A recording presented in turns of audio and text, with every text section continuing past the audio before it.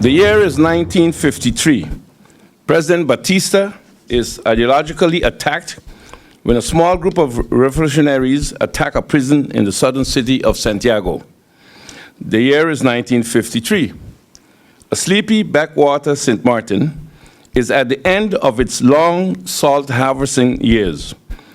The population has dwindled to a mere few thousand, and the economic outlook is bleak. The year is 1959. A young revolutionary who only 6 years earlier had attacked a prison in the southeast reaches of the country seizes power from President Batista, propelling Cuba into socio-political change and redrawing the course of Caribbean economics forever. Protocol having been established, I would like to once again welcome Ambassador Brockhuis to St. Martin, and as well thank all of you for attending what promises to be a well-informed and most timely lecture. As a small isolated island, St. Martin had to initiate a number of projects and developments with nothing more than what at the time seemed like the far-fetched ideas of a few. In so doing, St. Martin, along with a few innovative thinkers, were at the forefront of the modern cruise industry, carving out for itself a niche within international system and spearheading what has become a multi-billion-dollar sector for many islands in the Caribbean. St. Martin has become the hub of tourism, and most notably cruise tourism in the Caribbean. In 2014, we reached a milestone of over 2 million cruise passengers, and our expertise in port services and management is sought region-wide. Our open and fiscally favorable policies has led to a vibrant economy and an influx of well over 110 nationalities that together have created one of the most resilient economies in the northeastern Caribbean. As a small island economy, we are naturally vulnerable to external shocks, including natural disasters, disproportional economies of scale, and global price fluctuations. What has been our strength in the past is the integrated approach to development, where government and stakeholders understood the direction in which the country was going. In an increasingly independent and volatile global system, where markets and not government influence and direct economic outcomes, government role should be one of guidance and steering. Government should observe regional and international trends and act as a catalyst to effect the necessary legislative and infrastructure changes necessary to keep abreast and, more importantly, to stay relevant. This is most evident with the advent of what is being termed as the reawakening of Cuba. I referenced the years at the beginning of my speech to underscore one thing in particular: the pace in which things can occur. In 1953, the year I was born, the first threat to the Cuban status quo was observed. By the time I was able to grasp abstract concepts, identify my parents, right from wrong, and begin riding without training wheels at the age of 6 in 1959, Cuba had undergone fundamental changes to its ideology, both socially and politically. Today, some 63 years, my lifetime, after the first attack on the prison in Santiago, Cuba is again going through fundamental, arguably existential changes. The phrase, "an opening Cuba," has filled digital media and literature ever since the December 2014 agreement between the USA and Cuba was announced.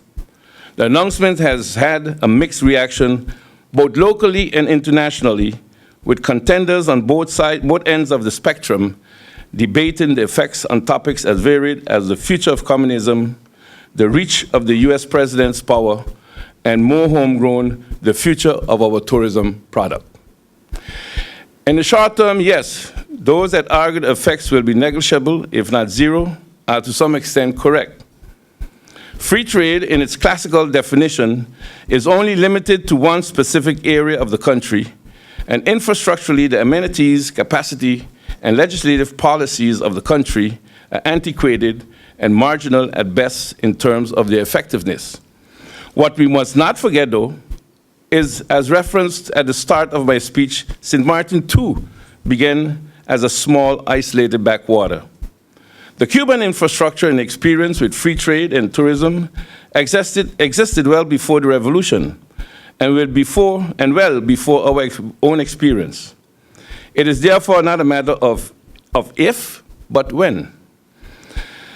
As Prime Minister, I urge all of you, particularly stakeholders in both the private and public sectors, and with whom the responsibility for the future development of this island lies, to assess carefully the developments in Cuba and to find adequate and sustainable means in which to secure our own economic interests. Just like in the past, a sound economic policy and good leadership are necessary in the face of external shocks and regional changes.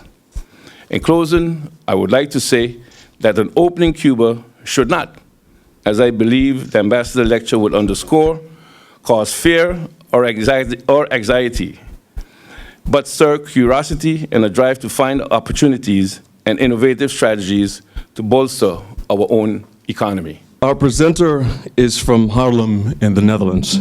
He studied DEA African Studies at the University of Bordeaux, then obtained his Master's of International Relations from the University of Amsterdam. Master Brakhuis joined the Ministry of Foreign Affairs in 1981 and was posted at the Dutch embassies in Dakar and Paris at the Ministry of Foreign Affairs, West African Countries Section of Development, Cooperation, Africa Department. He then had the following assignments over the past 25 years. From 1990 to 1994, he headed the Netherlands Development Corporation Office, and he did so as interim relations manager after opening of the Netherlands Embassy in La Paz. From 1994 to 1995, he had a sabbatical year at the Netherlands Institute of International Relations in The Hague. From 1995 to 1999, he served as counselor and deputy permanent representative to the UNEP and Habitat Royal Netherlands Embassy in Nairobi. From 1999 to 2002, he was the head of the Middle East Division of the North Africa and Middle East Department of the Ministry of Foreign Affairs in The Hague.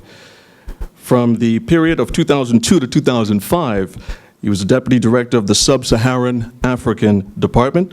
And from 2005 to 2008, he served as ambassador of Yaoundé, the capital city of Cameroon.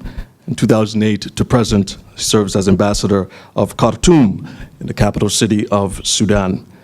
To help us expand on our topic tonight of Cuba's wake-up call and its prospects for the Caribbean, ladies and gentlemen, please extend a warm welcome to His Excellency Ambassador Norbert Brakhuis.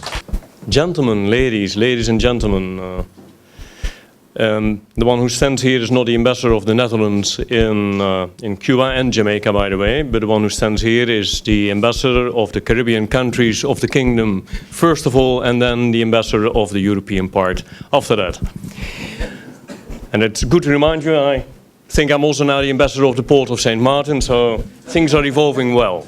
I always, when I'm interacting, when I'm giving a lecture, or when I'm speaking about a subject that's particularly close to heart, I always like to be interrupted 20 times every 5 minutes. For me, a lecture is something which is not giving something away, but it's real interaction. And I guess there will be more questions in the audience than I would ever think about. Now, there's only one question that sounds idiot, and that's the question you never dare to ask. So please feel free and feel at ease. Interrupt me whenever needed. Say what needs to be said, and I'll try to give an answer, even if it's improbable, I know it. And that will happen often. Now, I'll take you back first. Minister, you said 1953. That's your birth year, isn't it? So all those that thought that I'm 25 years old, it's also my birth year. Right. My wife is the one who knows the truth anyway. Yeah, if I tell you for how long we've been married, you won't believe us. Now, but I'll take you back slightly further in time, but only very shortly. I go back to 1896. Why it's relevant? Because it links into the 17th of December 2014. In, I believe it was 1896. If it's 1897, don't hold me responsible for the error. The United States tried to buy Cuba. They had a nasty habit those days of buying countries, and they tried to buy Cuba as well. 5 years later, Cuba became independent, one of the last ones in Latin America, except for the Caribbean countries. And they signed the ill-fated Guantanamo deal, which gave the Americans for 100 years Guantanamo base. Now, they forgot to put in the contract, willfully on the American side or on the Cuban side, we don't know. But they forgot to put that in the end. There wasn't a necessity for both countries to agree and that the base would go back automatically to Cuba. They didn't put it in. It just said the countries will agree on what will happen afterwards with Guantanamo Bay. Well, if one of the parties doesn't agree, you have a problem. So it brings us, history always brings us back to today. I jump to 1959. 1959 brings us to today, very fast. 1959, the exodus of all those that did support the Batista government brings into American life a generation and children and grandchildren of the generation that come with a revenge, with a vengeful heart. They grow up, and over time they grow into important functions, both in the Republican Party and in the Democratic Party. We're talking about the Marco Rubios, we're talking about Diaz Balart, we're talking about Bob Menendez, the former chairman of the Foreign Affairs Committee of the American Senate, now the deputy. And that generation grows up over the years and start from the very start after the revolution. And I'm not talking about right or wrong about the revolution. That's a decision that everyone and an outlook that everyone needs to have for themselves.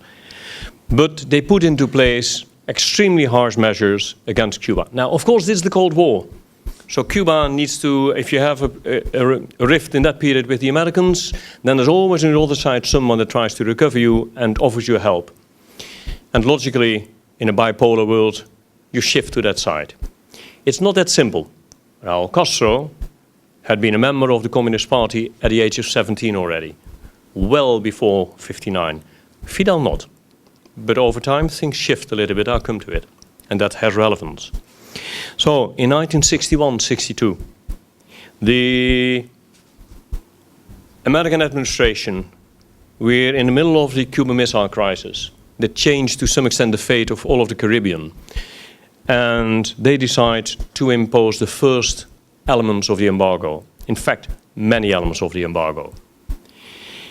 And then, of course, the Soviet Union comes to help, and Cuba gets relative wealth. Salaries were, until the Soviet Union crumbled and disappeared, salaries were pretty high compared to many other Caribbean countries. $200, $300, $400 per month, while you had free health, free education. That's not a bad salary. And in fact, Cubans lived a pretty organized life, with one little exception. You had the golden cage, because you could be in the island, but you couldn't get out. So you had 11 million Cubans. It hardly has changed over the past 20 years. That could stay in the country and to some extent move freely through the country, but going out was forbidden. And then came, of course, before that you had another act, I think it's 1988, the Torricelli Act. That's relevant for here, because it impacts on the tourism industry and the cruise industry. The Torricelli Act that foresaw that if you want to go to Cuba as a ship, cargo, cruise ship, doesn't matter, you can't go to any American port for 6 months. Now, that is for regular liners absolutely killing. And then came 1990, the wall falls and the Soviet Union falls. And the relation between the Soviet Union and Cuba all of a sudden goes down because the Soviet Union withdraws without any previous notice. And Cuba goes to hunger.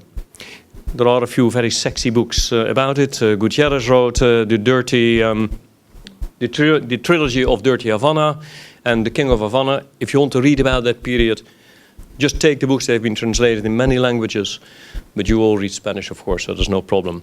And they are absolutely important because the trauma of 1995 is still very present in Cuba today and determines to a huge extent what's going to happen because Cubans never want to go back to the hunger period. So 1994, and then we get 1995. And 1995 is an important year because the Helms-Burton Act comes in. So we have first legislation that strangles to a huge extent the Cuban economy, 1961. You get the Torricelli Act, 1988, and you get 1995, the Helms-Burton Act. What happens? There's a huge organized Cuban-American community that by all means, we all know the Pigs Bay events of 1961. It didn't help really to improve relations. And then they are still organized and they send little planes that throw leaflets over Havana. And they got a warning, they got a second warning. Who's head of the armed forces in Cuba? Still today, Raúl Castro. And he says, the third time you come, we shoot you. And they come a third time and he shoots two out of the air. At that very moment, in fact, there were discussions going on to get softer on the embargo. And what happens is that President Clinton signs the Helms-Burton Act, and that stiffens everything. It includes very harsh passages about tourism and about many other things. So, 1995, the whole embargo building gets complete, and Cuba sees that it's now in dire straits. Final. It has an additional cost for the economy.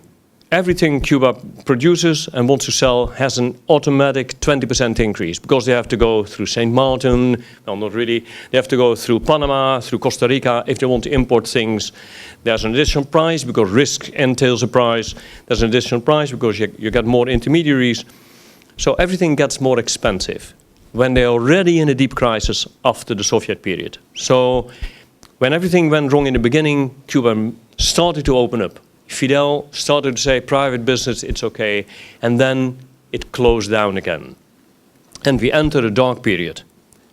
1996, 2007 to some extent, is a period when society just hardened back again after a short opening that people liked very much.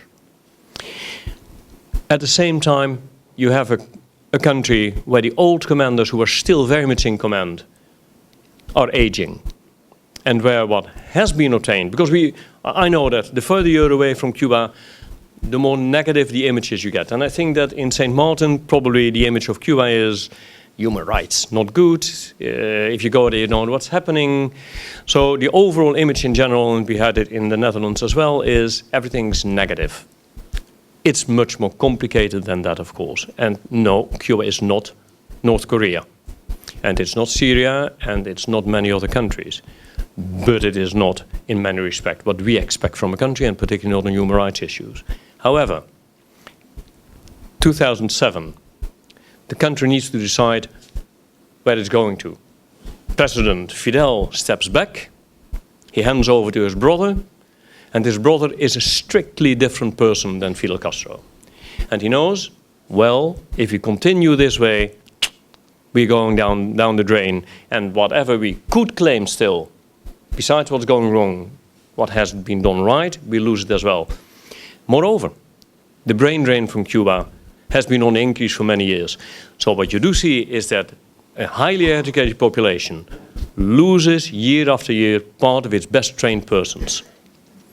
And what do you get in an aging population? The pre-medium age in Cuba is, as in Europe, it's about 80 years for men and women alike, and it's still on the increase. So what do you see? That instead of having a pyramidal society where there's a broad number of people that can support the elderly and who are growing elder and elder, you have this kind of tree and this is the elderly. Well, the government estimated in 2011 you need approximately $200, $250 for a 4-person family to survive. Even if 2 or 3 people work in a family, you can't. So that society is in fact in a crisis, with a succession coming, the Castro is getting out, and something needs to be done. In 2007, Raúl Castro goes to the party, he's taken over, and he goes and he says, we need measures. He consulted his brother, who disagreed with a number of the measures. And then, and I explained it to some ministers, I've been a lucky guy today and yesterday, I explained, well, in a democracy, Prime Minister, you know all about it, ministers, you know all about it, everybody here. You want a blueprint of what needs to change in your ministry or in your country within 2 months. If civil servants have to hang up themselves, you oblige them to do it. You need to have the score ready after 3-4 years because you get new elections, so your cycle is short for change. In authoritarian regimes, no, it takes time. So it takes them 4 years to go from the presidential proposals through the machinery back to the bottom, get things up, everyone who doesn't like it, including many who belonged, I think, to the other side, where his brothers' opinions were more important. Everyone shoots at it. So in the end, you get back something different. And it is only half the way of reform you need to get the economy going, because that's what it's all about at that stage. So 2011, party congresses in communist countries come together every so often years. They endorse a number of changes, but only broad outlines. And then they start to implement it. We're now in the 4th year of implementation, 2015. And in the beginning, growth didn't come. But at the same time, and partly because of structural impediments in the way the society, politics are organized, the party that has hand in everything, and civil servants that sit on their hand because if you stick your hand out or your head out, you might lose it. So it's very immobile. That doesn't help if you need to bring change. And then 2014, beginning of 2014, in fact the end of 2013, Raúl starts, some people at the order of Raúl start to talk to the Americans. May 2014, everything changes.